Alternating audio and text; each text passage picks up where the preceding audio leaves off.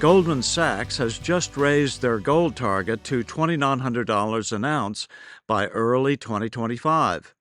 Call the proud Americans of the Patriot Gold Group today before it's too late. Patriot Gold Group has the No Fee for Life IRA, where your IRA or 401k can be in physical gold and silver.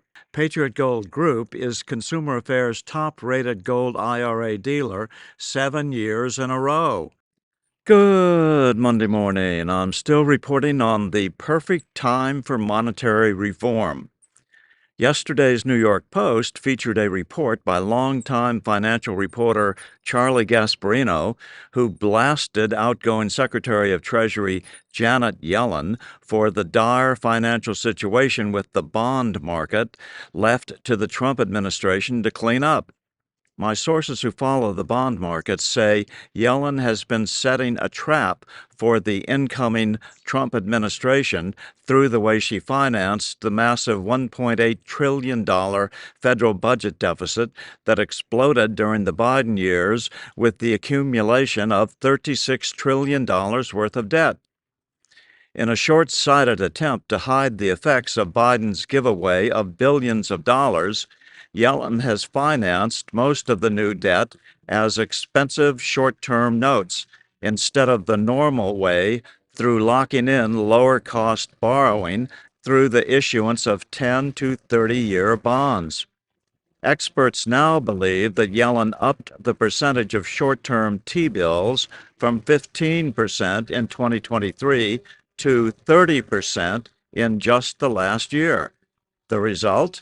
Americans got screwed by inflation and then higher rates that made home ownership less affordable.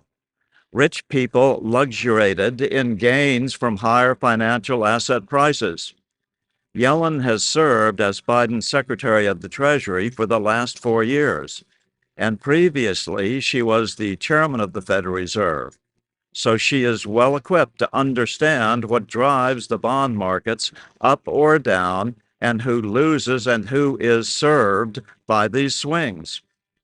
But what Gasparino doesn't realize is that this scenario is the perfect condition to begin the slow phasing in of the monetary reform solution, the only solution which can automatically pay down and even pay off over 70% of the national debt during Trump's upcoming 4 years in office. Here is how it works. Bond dealers sell the most reliable security on the planet, bonds backed by the U.S. government's promise to always pay up. In other words, these are the safest investments around. In descending order of length of term, the Treasury bonds are the longest terms, usually maturing in 20 to 30 years. Interest is paid on them twice a year. Treasury notes are the next in line with maturities from 2 to 10 years and interest rates slightly less than Treasury bonds. Treasury bills, or T-bills, have the shortest durations from 4 weeks to a year and consequently yield the smallest interest payments. All three are auctioned off every month at the U.S. Department of the Treasury's auction platform, Treasury Direct. In 2023, about 15% of the national debt was financed by short-term T-bills, the ones that mature in 2 years or less. However, that figure doubled in 2024 to 30% of all the debt was financed at short term. So instead of putting off the interest payments to 20 years from now, these short-term notes are going to start flooding the market shortly after Trump enters office, putting him in the middle of an engineered economic collapse. In order to refinance this gigantic pile of debt ordered by the Biden administration, the Treasury now must refinance at higher interest rates than would have been required had not Yellen insisted on doubling the amount of debt financed at the shortest terms.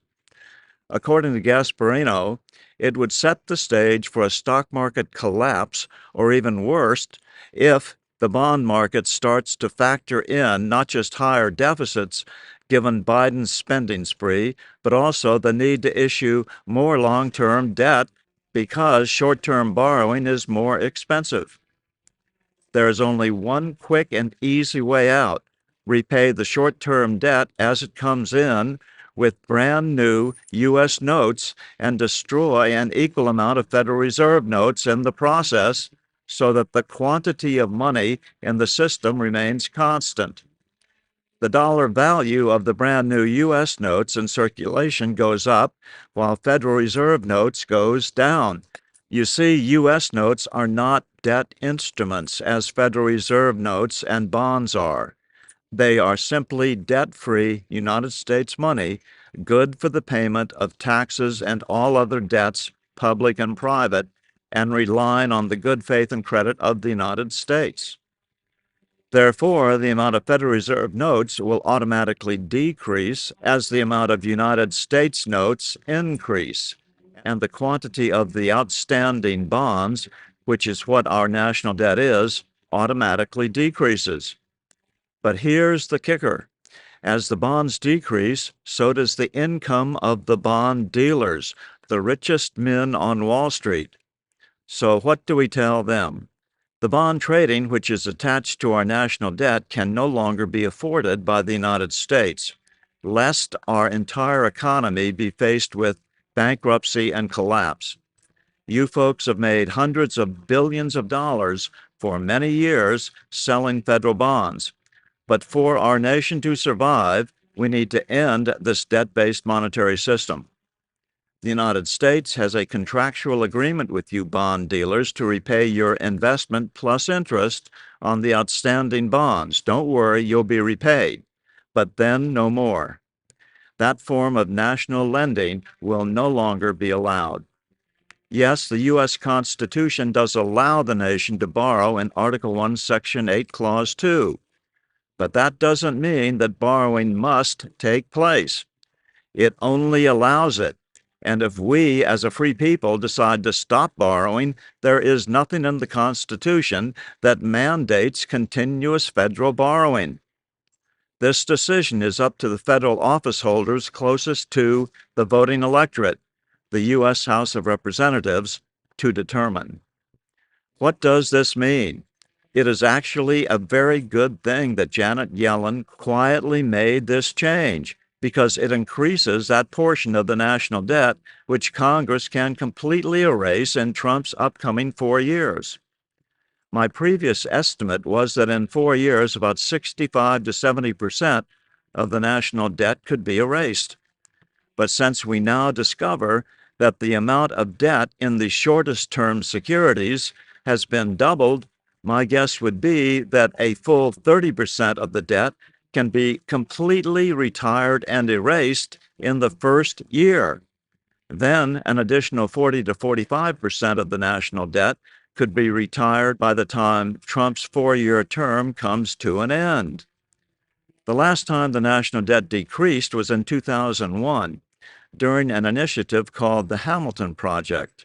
Between 1998 and 2001, where the national debt was reduced from $3.5 trillion down to $3.2 trillion.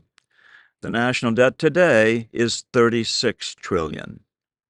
So, if this one simple remedy would prevent an otherwise unstoppable and insurmountable national debt explosion and subsequent financial collapse, who in Congress would vote for returning to the old debt money system once we discovered that we could escape from it? I'm still reporting from just outside the citadel of world freedom. Good day.